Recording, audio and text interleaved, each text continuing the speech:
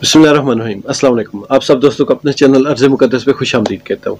जैसा कि आप सबको पता है कि रजीम चेंज का मेन मकसद क्या था, और इमरान खान साहब जो बार बार एक फ़िक्रा कहते थे कि जो साइफ़र था, साइफ़र में एक चीज़ के ऊपर बहुत ज़्यादा फोकस किया गया। जो रजीम चेंज के बाद इमरान खान साहब की हुकूमत गई तो वो अपने जलसों में, अपनी स्पीचेज़ में हर जगह एक ही फ़िक्रा कहते होते थे कि रजीम चेंज में वज़ीर-ए-आज़म मैं था, और ये किस दूसरे बंदे को ये कहा गया कि अगर इमरान खान को निकाल दिया, अदम एतमाद कामयाब हो गई, तो फिर पाकिस्तान को माफ़ कर दिया जाएगा, माफ़ी मिल जाएगी, नहीं तो पाकिस्तान को माफ़ नहीं किया जाएगा। तो एक चीज़ तो अभी तक कंफर्म होनी बाकी है कि इसमें मेन असल किरदार कौन था पाकिस्तान में। बहुत सारी चेमगोइयाँ होती रहती हैं, लेकिन हम फिल वक्त उस तरफ नहीं जाते। हम इस तरफ जाते हैं कि रजीम चेंज जो अदम एतमाद थी वो तो कामयाब हो गई, उसके बाद पाकिस्तान को आया माफ़ी मिली या नहीं? मेरे हिसाब से नहीं मिली माफ़ी। अगर माफ़ी मिली तो सिर्फ और सिर्फ इन जो करप्ट और चोर माफिया है उनको माफ़ी मिली, और इनकी माफ़ी का अगर तस्करा किया जाए तो ये जितने लोग हैं इन्होंने 6 महीने की हुकूमत में सिर्फ और सिर्फ अपना फ़ायदा सोचा, अवाम के लिए एक सिंगल जो फैसला होता है वो भी नहीं किया।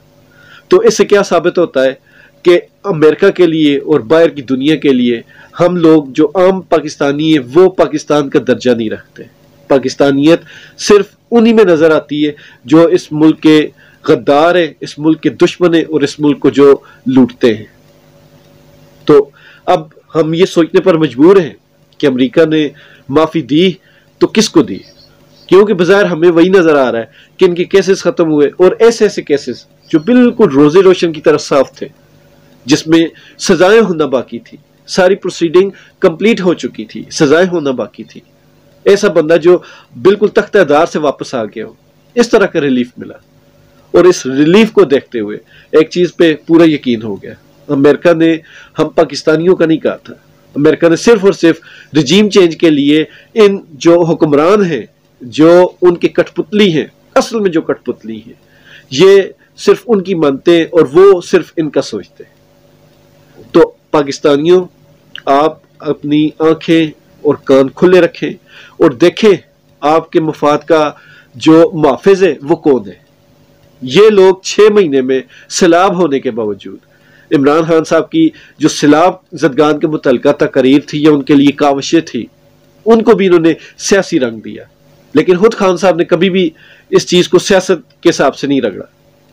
इस चीज़ से भी साबित होता है कि इमरान खान साहब इनकी निस्बत पाकिस्तानियों के लिए बहुत ज़्यादा सोचते हैं, और उन्होंने बहुत सारे ऐसे काम किए भी। मतलब कि इमरान खान साहब की 3.5 साल दौरे हुकूमत में कोई ऐसा काम नहीं मिलता जो उनका अपना ज़ाती मुफाद हो, कोई ऐसी कानूनी तरमीम नहीं मिलती जो उनके अपने ज़ाती मुफाद या पार्टी के किसी बंदे के ज़ाती मुफाद के लिए हो। तो ये सारी चीज़ें अगर सोची जाए तो साफ लगता है कि अमेरिका ने पाकिस्तानियों का नहीं सोचा, पाकिस्तानियों को लूटने वालों के बारे में सोचा।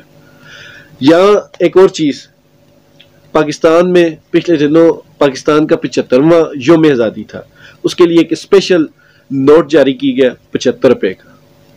अभी काफ़ी दिन हो गए इस चीज़ को, लेकिन अभी उस चीज़ पर गौर किया, देखा तो उस नोट पर जो शुरू से पाकिस्तान के नोट की एक जीनत थी, एक फ़िक्रा कि असूल रिज़्क़ हलाल ऐन इबादत है, वो फ़िक्रा इस हुकूमत ने आकर ख़त्म कर दिया। अब इस 75 रुपए के नोट पर जो हमारा 75वां यौम आज़ादी था उस पर जो जारी किया गया, उस नोट पर यह फ़िक्रा ख़त्म करने के बाद ये चीज़ साबित हो गई है कि पाकिस्तान में करप्शन को इखलाकी तौर पर लीगल करार दे दी गया।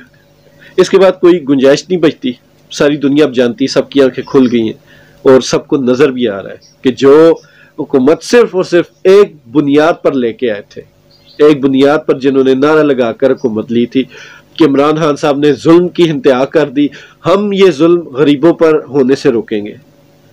तो इमरान खान साहब जो महंगाई का जुल्म कर रहे थे उससे डबल महंगाई इन्होंने 6 महीने के अंदर कर दी, और अब उसका वापस मलबा इमरान खान साहब पर डाल रहे हैं कि ये इमरान खान साहब का किया दरा है जो हम भुगत रहे हैं।